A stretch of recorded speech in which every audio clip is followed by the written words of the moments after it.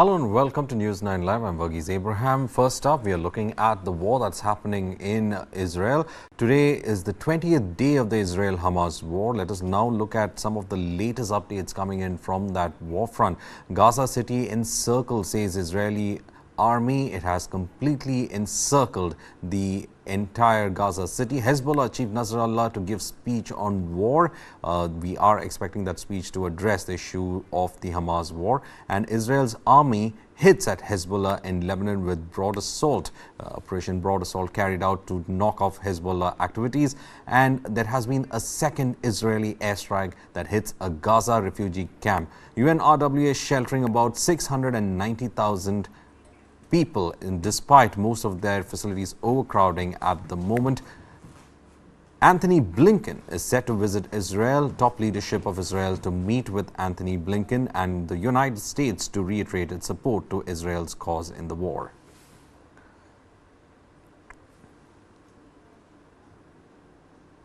Meanwhile, in Gaza, the ongoing conflict has further worsened the already dire state of Palestinian economy. Gaza and the West Bank and Israel are part of a single market under a 1994 agreement. However, many Palestinians have to piece together their incomes from various external sources. Surprisingly, around 70,000 Gazans are still on the payroll of the Palestinian Authority, despite their officials being expelled from Gaza by Hamas in 2007. And these individuals do not actually work. Entire neighborhoods in Gaza have been devastated by the bombings, leaving the population cut off from essential resources like food, water and medical supplies. The UN has warned that Gaza's 2.3 million residents are on the brink of severe humanitarian crisis, with the conflict completely depleting its marginal economic resources as well. Meanwhile, the Palestinian Authority finds itself in a problematic situation. There has been delay of funds coming in from the Israeli government as well. However, there's a battle between the defense minister and the finance minister in Israel over the payouts, and finally they have decided that the tax payouts should be given to the Palestinian Authority, as the defense minister went ahead and said that Judea and Samaria have to remain stable. And that is the reason why they have to go ahead with the payment. So Israel has cuts for Gaza. The state of Israel says that the funds should be transferred immediately, is what Yoav Gallant, the Israel defense minister, has said. But this battle has been going on for some time, and there are issues that are being raised between the defense minister as well as the finance minister in Israel. Many of them say that the defense minister has openly defied the government, especially on this front of paying the tax payments towards Palestinian Authority so that they can maintain their staff. Meanwhile, it is being said that 70,000 people are still on the payrolls in Gaza, those who are being paid by the Palestinian Authority, despite their officials being thrown out from the region. Meanwhile, one of the issues that we have in fact seen when it comes to the war and the conflict is that there is a huge influence of the US in that region. Amid the ongoing conflict between Israel and Hamas, US Secretary of State Anthony Blinken is planning to visit Israel, and Blinken had previously visited Israel on October 16 to express support for the country during its efforts to counter Hamas. During this visit to Israel, Secretary Blinken in fact will reiterate the United States support for Israel's right to defend itself against terrorism in line with international humanitarian law. He will also discuss various objectives, including ensuring the safety of US citizens in Israel, the West Bank and Gaza, working towards an immediate release of the hostages, increasing the delivery of humanitarian assistance to Gaza for the benefit of Palestinian civilians, and preventing further escalation of the conflict in the region.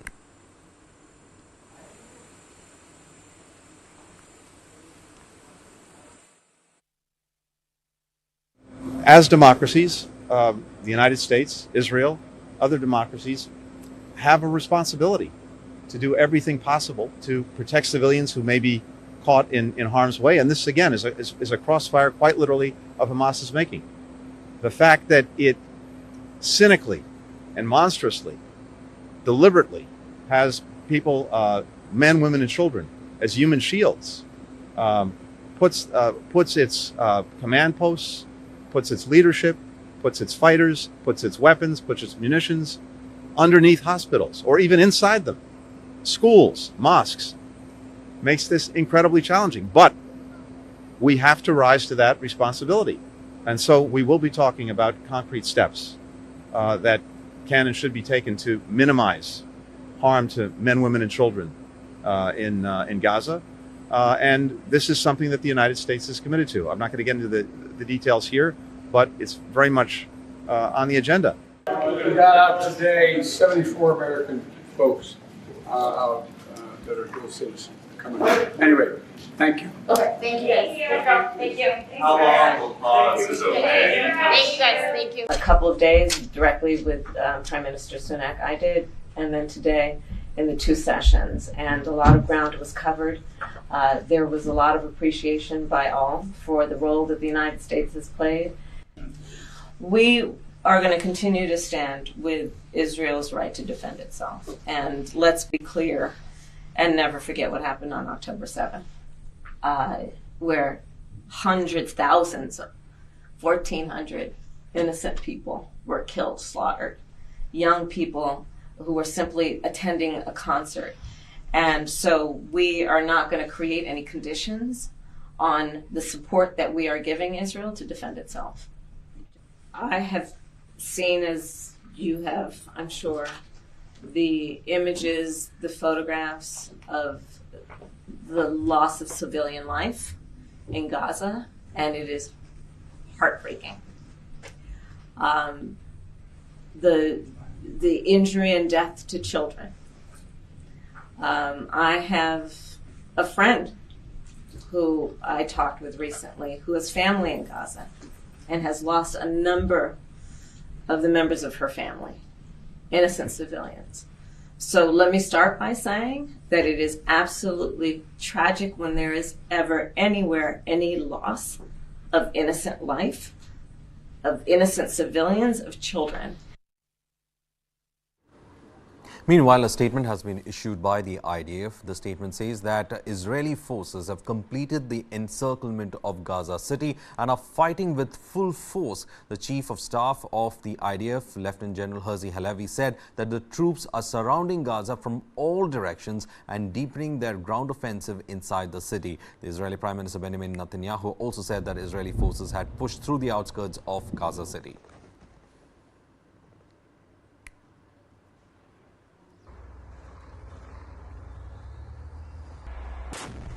The IDF has announced another 4 soldiers have been killed fighting in the Gaza Strip, bringing the death toll since Israel began its ground offensive against Hamas to 23. The Israeli Defense Forces have been facing resistance as they move into urban centers, and the war in Gaza has become a full-blown urban offensive.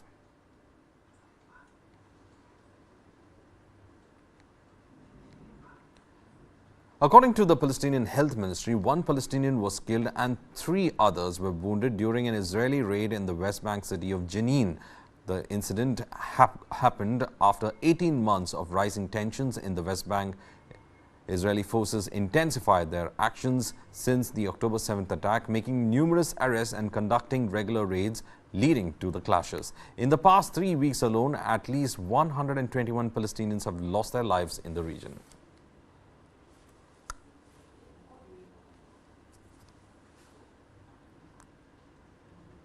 Meanwhile, Israeli troops and tanks conduct live-fire drills in the Israeli-occupied Golan Heights, an area that was once part of Syria until 1967. Israel's annexation of the region in 1981 remains internationally unrecognized, and Syria continues to call for its return. Israeli cities concerns about Iran, a Syrian ally, seeking a permanent presence on the border to potentially launch attacks from that region. Israel's northern borders have become tense, especially after Israel intensified the Hamas war.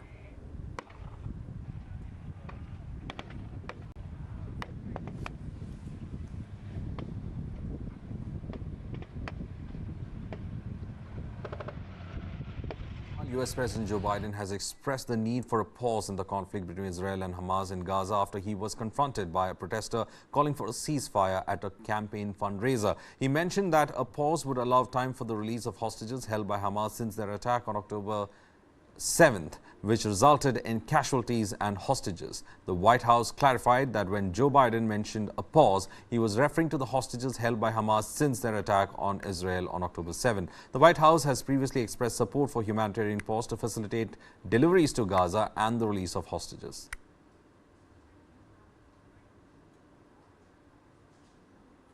Meanwhile, Syed Hassan Nasrallah, leader of the Lebanese Shia militant group Hezbollah, will speak for the first time about the war in Gaza since Hamas's attack on Israel on October 7th.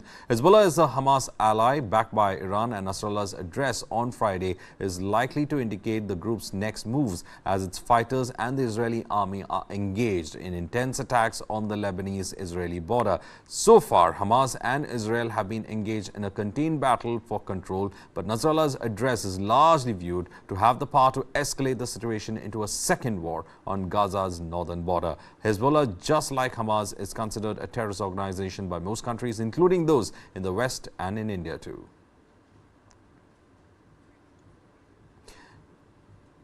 Meanwhile, the White House is concerned about attacks on Israeli forces by Hezbollah as they exchange fire and violence spikes at the Lebanese border. But there is no indication that Iran-backed group is ready to go in for full force. That's what they are saying. Let's hear in what National Security spokesperson John Kirby has to say on the issue.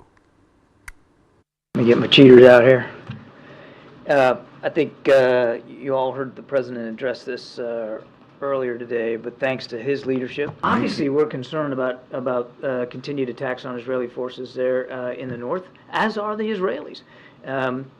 But I don't believe we've seen any indication yet specifically that Hezbollah is ready to go in full force, so we'll see what he has to say. Meanwhile, this week in Paris, dozens of residential buildings had blue stars of David spray painted on them, with the city and the French government in fact condemning the anti-Semitic incident. These graffiti-tagged buildings are just one of the recent examples of anti-Semitic acts which have been on the rise worldwide since the attack by Hamas gunmen on southern Israel on October 7th. Dozens of freshly spray-painted blue stars of David covered residential buildings in Paris this week, in an incident deemed anti-Semitic by the city and the French government. The graffiti-tagged buildings marked just one of the recent examples of anti-Semitic incidents, which have surged globally since the attack by Hamas gunmen on southern Israel on October 7th, and subsequent war on the Islamist group launched by Israel in the Gaza Strip.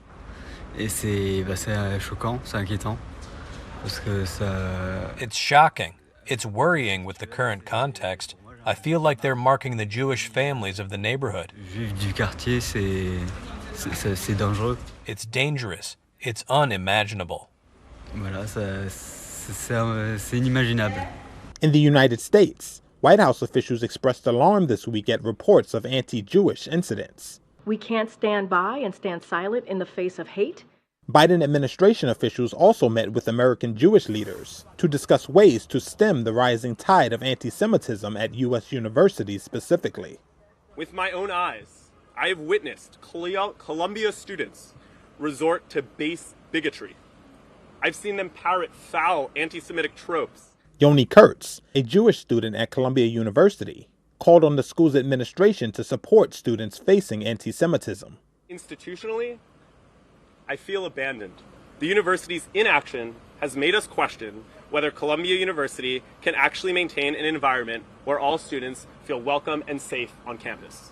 At another Ivy League school, federal prosecutors charged Cornell University student Patrick Dye for allegedly making online threats against Jewish students last weekend. In one of the most chilling anti-Semitic incidents globally, an enraged mob stormed an airport in Russia's Dagestan region over the weekend, looking for Jews to harm after a flight arrived from Tel Aviv. In countries where figures are available from police or civil society groups, including the United States, Britain, France, Germany, and South Africa, the pattern is clear. The number of anti-Semitic incidents has gone up since October 7th by several 100%, compared with the same period last year. In some countries such as the United States and Britain, Islamophobic incidents have also increased since October 7th.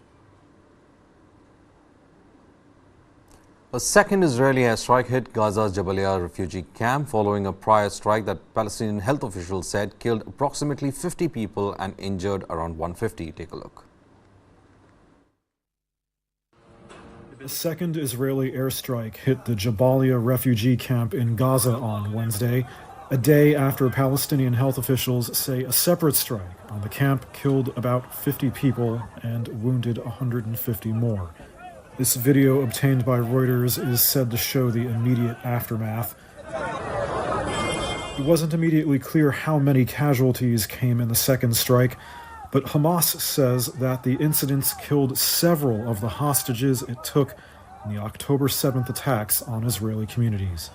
The Israeli military says the strikes killed 2 senior Hamas commanders, including a ringleader of the October 7th attacks, as well as a Hamas command and control center.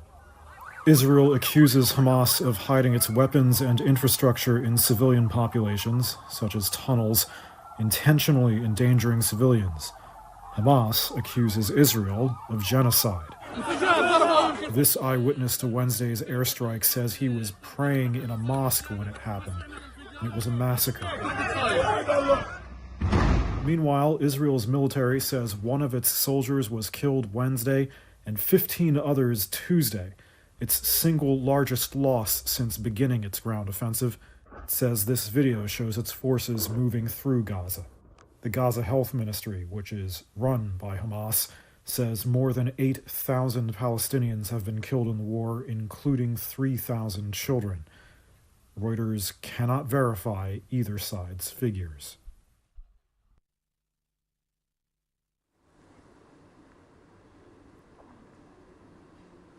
According to a report in the New York Post, U.S. intelligence has gathered information suggesting that Russia's Wagner Group is making preparations to supply an advanced air defense missile system to Hezbollah, particularly in light of recent clashes between Hezbollah and Israel. American officials are actively monitoring the discussions between the Wagner Group and Lebanon's Hezbollah, with a focus on the potential delivery of the SA-22 system.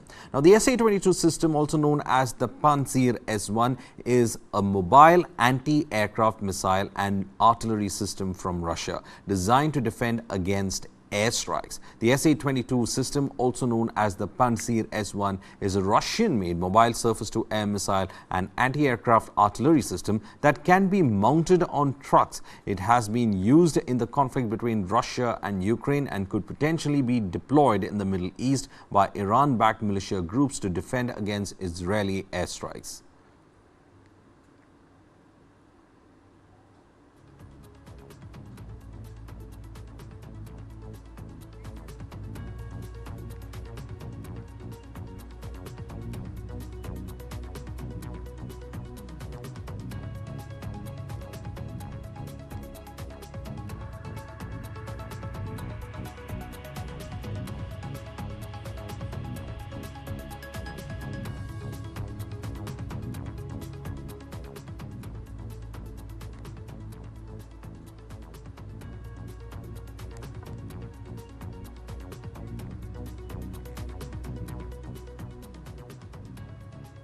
Well, the Zoram People's Movement, K. Samdanga, has stated that his party won't join forces with the BJP. The ZPM president assured the media that they are not currently considering a coalition government, as they believe they can independently win the next government in Mizoram. He rejected allegations from the opposition parties accusing ZPM and the BJP of having hidden agreements.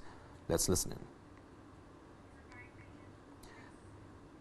Meanwhile, Andhra Pradesh High Court is expected to pronounce its verdict on conditions of Chandrababu Naidu's interim bail. The Andhra CID filed a plea before the HC to impose additional conditions on Babu's interim bail plea. The CID counsel submitted to the court that Naidu, who is out on a 1-month-long bail for health reasons, has already started violating the conditions imposed by the HC for the bail. Naidu's arrest last month triggered political turmoil and led to violent clashes. Party leaders condemned Andhra Pradesh Chief Minister Jagan Mohan Reddy's government for the witch hunt.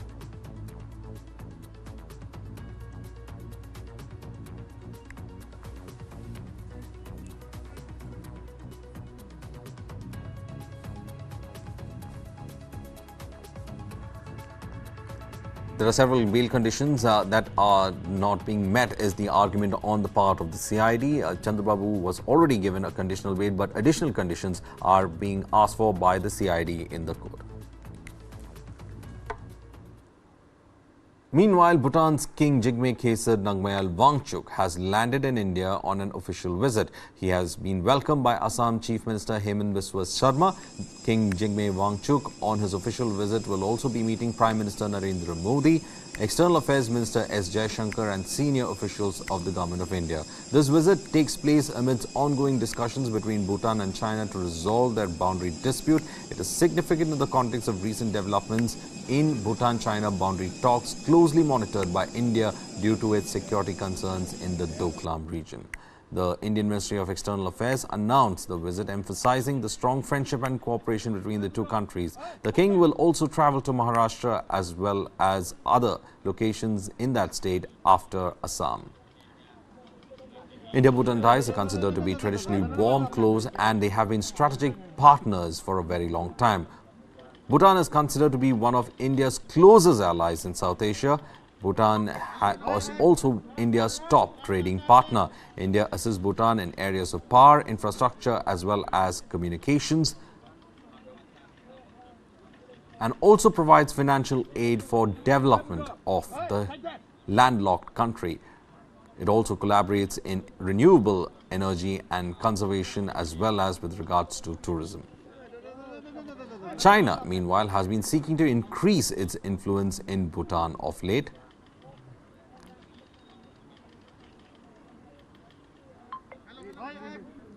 Bhutan-China border issues center on the Doklam Plateau, which is also one of the tri-junctions between India, Bhutan and China. Bhutan's finance minister visited Beijing and signaled towards improved ties with that country. Bhutan's historical avoidance of big power politics could be impacted. Bhutan has been, in fact, trying to be neutral in the stance between India and China.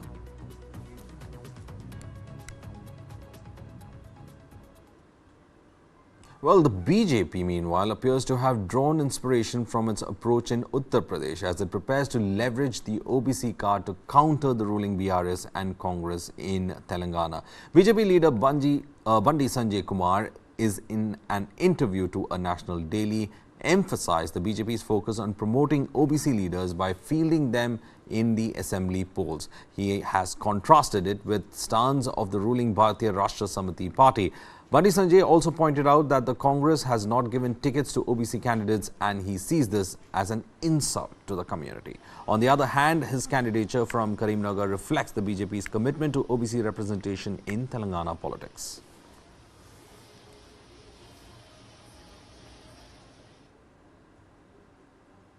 Well, the Chief Minister of Karnataka, Siddaramaiah, has laid to rest all speculations regarding the leadership change in Karnataka. He was firmly declared that he intends to serve the full 5-year term. He also went on to say that Congress will rule for the next 5 years. His statement comes after AICC General Secretary Randeep Singh Surjewala's warning against public statements on the Chief Minister's tenure by Congress ministers, leaders and lawmakers. The buzz surrounding Siddaramaiah's potential exit had fueled discussions about his deputy D.K. Shivakumar taking over. While Shivakumar has refrained from commenting, his supporters believe he will ascend to the Chief Minister's position in the near future.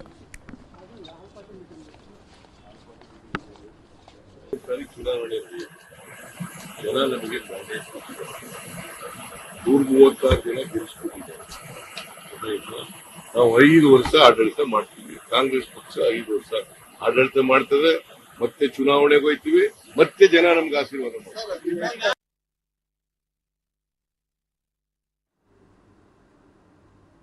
The Privileges Committee of Rajya Sabha is set to discuss pending breach of privilege cases against MPs Raghav Chadha, Sanjay Singh and Derek O'Brien in their meeting. The session aims for swift processing and finalization of the committee report later considered by the Council of States. Now, the complaints involve AAP MPs Raghav Chadha and Sanjay Singh along with TMC's Derek O'Brien, all referred by Chairman Jagdeep Dhankar. This meeting gained significance after the recent Supreme Court remarks on Chadda's suspension, highlighting concerns about people's right to representation and the seriousness of excluding opposition members based on dissenting views.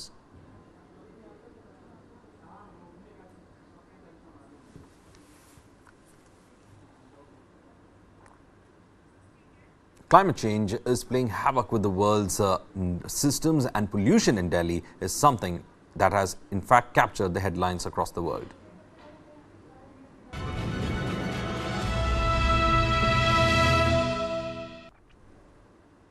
The national capital of India continues to be the most polluted city in the country in the last 5 years. Just few days before Diwali, the Delhi National Capital Region is grappling with rising levels of air pollution as air quality in Delhi NCR has now reached the severe category. The Delhi government has imposed the Graded Response Action Plan Phase 3 to combat the air quality as the AQI crosses 400. Furthermore, public and private primary schools will be closed for 2 days and all construction and demolition activities have been strictly prohibited in the entire NCR region. Meanwhile, in Gurugram, the district magistrate has imposed Section 144 in response to the escalating air pollution situation in that region.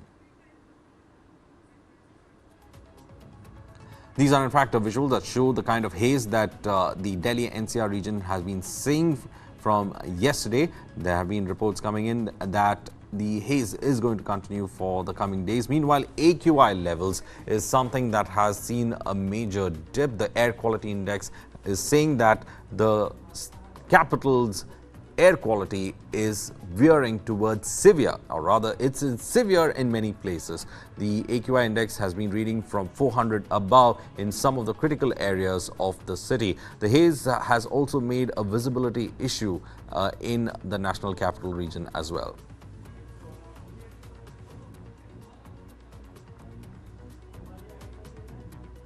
Pollution बहुत ज़्यादा poor condition है। इसकी वजह से लोगों को सांस लेने में भी बहुत तकलीफ आ रही है। आंखों में जलन है। सारा दिन मतलब 3-4 बजे तक तो पता ही नहीं चलता कुछ सूरज है या नहीं है। उसके बाद थोड़ा बहुत सूरज दिखता है, बट पॉल्यूशन बहुत ज़्यादा पुअर कंडीशन है।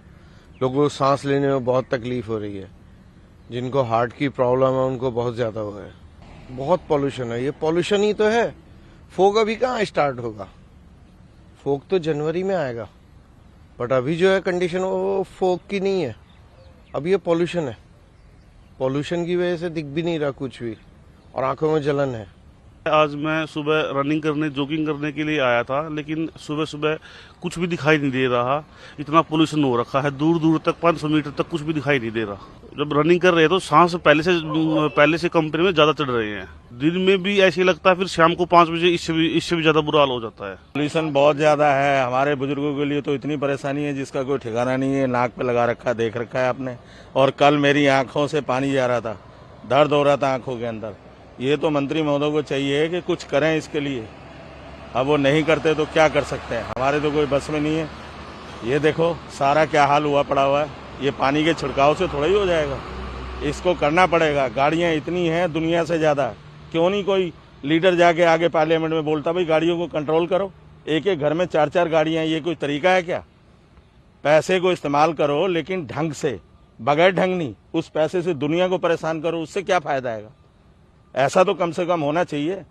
इतने बढ़ चढ़ के बोलते हैं पार्लियामेंट के अंदर, दूसरे भी पक्ष वाले विपक्ष वाले, वो जाके ये कहें भाई ये कंट्रोल करो, आप सहयोग करो। जनता जनार्दन एक एक घर में 4-4 गाड़ियां ले रखी हैं, जगह नहीं है, कुछ नहीं है, कहीं कहीं खड़ी कर दी। ये क्या तरीका है? वो सब सड़क पे ही तो चलती हैं, उसका कहाँ जाएगा पोल्यूशन? वो वहीं तो होगा सारा का सारा। कारण ये है सारा। ये देखो क्या हाल हुआ पड़ा हुआ है। मेरी 72 साल की उम्र है, इसे लगा रखा है नाक पे इसलिए कि ना घुसे, लेकिन इसके बावजूद भी आंखों से पानी निकलता है। क्या कर सकते हैं, फिर भी चलना पड़ता है।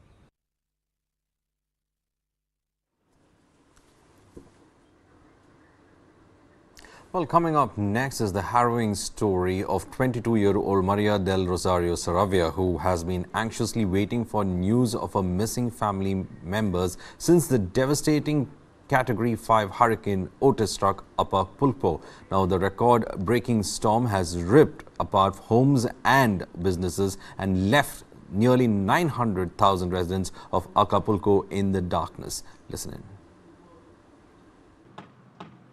22-year-old Maria del Rosario Saravia comes to wait at this dock every day for news of her mother, 2 brothers, and 4-year-old son. Since she lost touch with them a week ago, when the Category 5 Hurricane Otis struck the Mexican city of Acapulco. Apparently, they stayed there on the boat at 11:40 p.m. I spoke to my mother, and she told me that they were fine. Then I couldn't communicate with her anymore. I lost signal. I can't communicate with her anymore. To this day, I have not been able to communicate with any of them. It was the last day I saw them, and I hope to see them again soon. She says her mother, younger brother, and son were with her father, a fisherman, on his boat when the storm hit. Her elder brother, a boat captain, was on a separate boat, which has been missing since the storm. Saravia says her relatives were ordered by their bosses to look after the boats through the storm. Her father is the only one she has seen since. They sank over there. My father was shipwrecked all night, but he doesn't know where my mother, my brother, and my baby are. He says they were with him, but the pressure of the water and the force of the air took them away. So we have been here since the first day looking for them, but we haven't heard from any of them. Nor have we had any support from any authority, government, or my father's employer.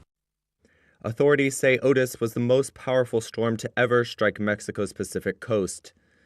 The record-breaking storm ripped apart homes and businesses and left the nearly 900,000 residents of Acapulco in the dark.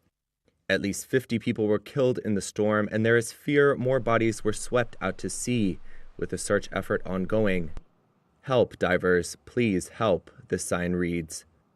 Acapulco authorities have given few details on the dead and injured, but the state government says dozens are still missing.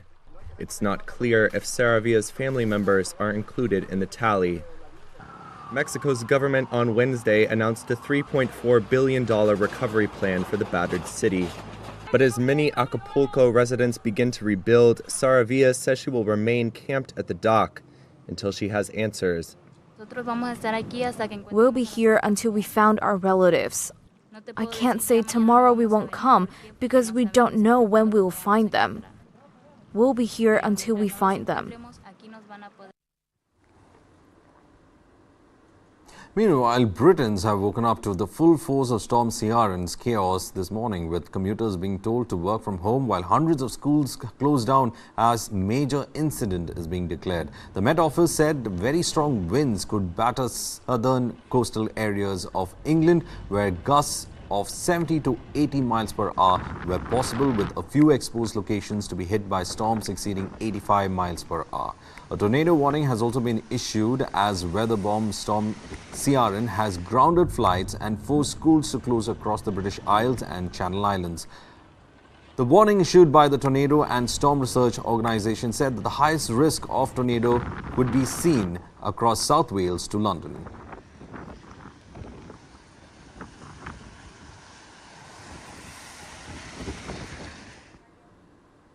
And the latest about climate change: a wildfire raged near the coastal town of Gandia in Valencia in eastern Spain. The wildfire compelled the authorities to order the evacuation of at least 350 people. According to the emergency services, strong winds hampered efforts to tackle the flames from the air as more than 34 crews battled the blaze near the village of Montichelvo. The regional government has asked for help from the military emergency unit as firefighters from the entire region were drafted in to tackle the blaze.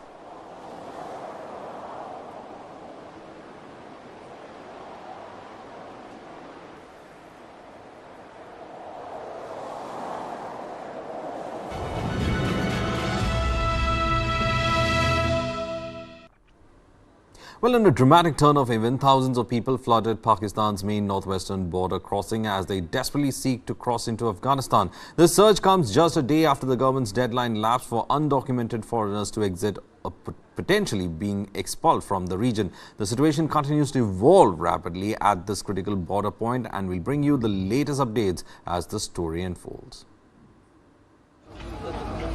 Pakistan's border was swamped with thousands of people seeking to cross into Afghanistan on Thursday, a day after the government's deadline passed for undocumented foreigners to leave or face expulsion. We don't want to go to Afghanistan, but these people are not allowing us to stay. My family has been living here for 50 years, but now they are not allowing them to stay. These people are being very cruel to us. If they'd given us 4 or 5 months more, we could have spent the winter here in comfort. Then, God willing, we would have gone back to our country. Pakistani authorities began rounding up undocumented foreigners hours before the deadline. More than 1 million Afghans could have to leave or face arrest and forcible expulsion as a result of the ultimatum delivered by the Pakistan government a month ago. The government has brushed off calls from the United Nations, rights groups, and Western embassies to reconsider its expulsion plan. It says Afghans have been involved in Islamist militant attacks and in crime that undermine the security of the country. The situation at the border points at the moment is completely overwhelming. Becky Robbie is advocacy manager for the Norwegian Refugee Council. We're seeing somewhere between 9,000 and 10,000 people between both border points crossing on a daily basis. And when people reach the border point, normally they have been traveling already for several days. They've been sleeping out in the open. In many cases, they've had to sell their personal belongings to pay for the transport. They've often left in a very hurried circumstance. Of the more than 4 million Afghans living in Pakistan, the government estimates 1.7 million are undocumented. Many fled during the decades of armed conflict in Afghanistan, while the Taliban's takeover after the withdrawal of U.S.-led coalition forces in 2021 led to another exodus. Aid agencies warn that the mass movement of people could tip Afghanistan into yet another crisis, and have expressed grave concerns about the survival and reintegration of the returnees, particularly with the onset of winter. Japanese Prime Minister Fumio Kishida said that the government will spend over 17 trillion yen, that is $113 billion, on a package of measures to cushion the economic blow from inflation, which will include tax cuts. The government projects the spending plan will boost Japan's GDP by around 1.2% on average over the next 3 years. Let's listen to the story. Japan unveiled major measures to help ease the pain of inflation on Thursday. Prime Minister Fumio Kishida set out the plans. He said the package would total around $113 billion. It includes temporary cuts to income and residential taxes. Tokyo will also give payouts to low-income households and subsidies to curb gasoline and utility bills. By putting together income tax cuts and wage hikes next summer, I want to ensure a situation where growth in household income exceeds the pace of inflation. The government projects the spending plan will boost Japan's GDP by around 1.2% on average over the next 3 years. It said gasoline and utility subsidies will help push down overall consumer inflation by about 1 percentage point. Inflation has hurt Japan's economy and stayed above the central bank's target of 2% for more than a year. But some analysts doubt whether the tax cuts and payouts will help boost consumption and economic growth. One former Bank of Japan board member expects the measures to lift GDP by just 0.19% for the year. Other market watchers believe Thursday's measures could worsen the country's already stretched finances. The spending may force the government to issue more bonds, adding to Japan's public debt, which is the biggest among major economies. Donald Trump's son, Donald Trump Jr., recently testified in a trial that might cause some trouble for his father and former U.S. president's business. The trial, brought by New York Democratic Attorney General Letitia James, is accusing Trump, his 2 grown-up sons, and a few of their family businesses of boosting their assets by a lot of money to get better loan deals. Trump Jr. basically said he didn't have to do much when it came to the financial documents in the family's real estate company. It's a big legal showdown that could affect the former president's business empire. Take a look. Donald Trump Jr. took the witness stand in the civil fraud trial against his father's business empire on Wednesday. He told a Manhattan court that he had little to do with financial practices that are at the heart of the case. His father, former U.S. President Donald Trump, and his family businesses are accused of inflating asset values to dupe lenders and insurers. Donald Jr., an executive vice president at the Trump Organization and a co-defendant in the case, is the first of Trump's adult children to testify, followed by Eric and Ivanka Trump. Their father is set to testify on Monday. Donald Jr. said he and Eric largely took over management of the company when their father assumed the presidency in 2017. His testimony could continue into Thursday and be another flashpoint in a trial punctuated by sharp exchanges between lawyers and witnesses and heated arguments over the admissibility of evidence. The lawsuit by Democratic New York Attorney General Letitia James accuses Trump, his 2 adult sons, and a handful of their family businesses of inflating their assets by billions of dollars to secure better loan terms. Trump has denied wrongdoing and has repeatedly accused James and the judge of political bias. James is seeking at least $250 million in fines, a permanent ban against Trump and his 2 adult sons from running businesses in New York, and a 5-year commercial real estate ban against Trump and the Trump Organization. From how AI created a new track from the Beatles to big worries over bots on both sides of the Atlantic, we round up the week's big stories from AI revolution. Take a look.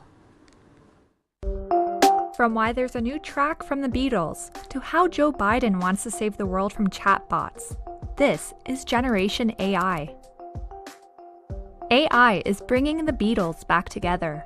Universal Music says a new track from the Fab Four will be released this week. Now and Then comes from an old demo tape made by John Lennon.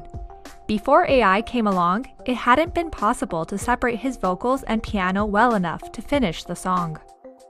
Apple unveiled its latest chips, and it's making big claims. They are the most advanced chips ever created for a personal computer. Chief Executive Tim Cook says the top-spec M3 Max model is specifically aimed at AI developers who need huge amounts of memory to build chatbots. There were conflicting fortunes elsewhere in Silicon Valley. Microsoft shares jumped after it said demand for AI services helped drive a boom at its cloud computing unit. But growth sagged at the cloud division of Google parent Alphabet, raising investor concern that it's losing out to the Windows maker. Joe Biden is trying to reduce the risks posed by AI. The US president signed an executive order requiring developers to share results of safety tests with the government. That's a step beyond voluntary commitments made by tech firms earlier in the year. And politicians, academics, and corporate leaders gathered Wednesday in the UK for a summit on the same subject. Britain's King Charles recorded some opening remarks for the event. AI continues to advance with ever greater speed towards models that some predict could surpass human abilities, even human understanding. Elon Musk and OpenAI boss Sam Altman were among those on the guest list, alongside US Vice President Kamala Harris. But skeptics wonder how much influence London can wield when the US, EU, and China are setting the pace. Well, how has Latin America been celebrating the Day of the Dead? The annual festival commemorates the dead and celebrates the continuity of life. In Cuba, local and Mexican artists brought skeletons to life during a vibrant parade. This was also an altar dedicated to prominent Cuban and Mexican figures.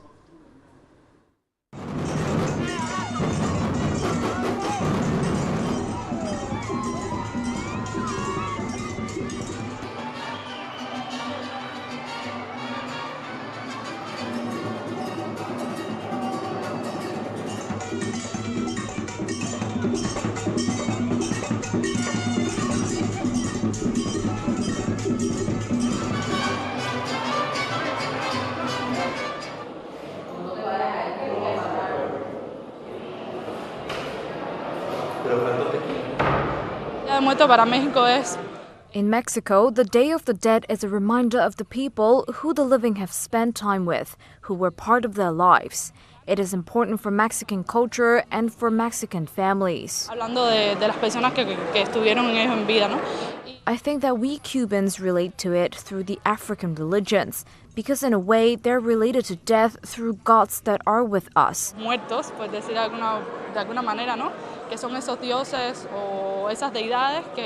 As good Cubans, it is part of our culture and idiosyncrasy.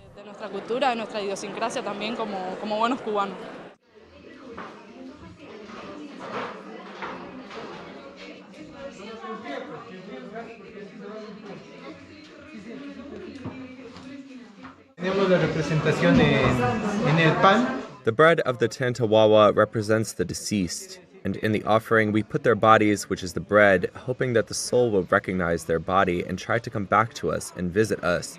That means that a very dear person is visiting us and that he was a very important person among us. Seguramente una persona importante entre nosotros.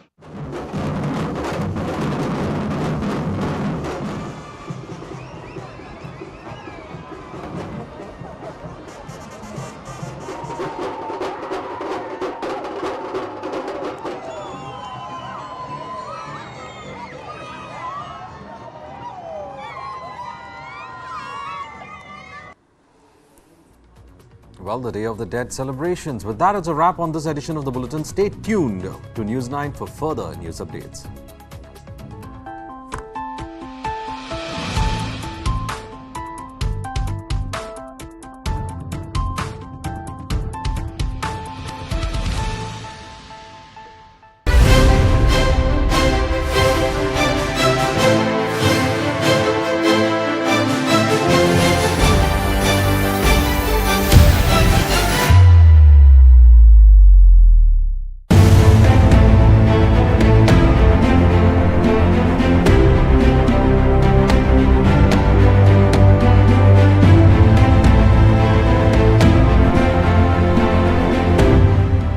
News 9 big coverage of 5 assembly polls.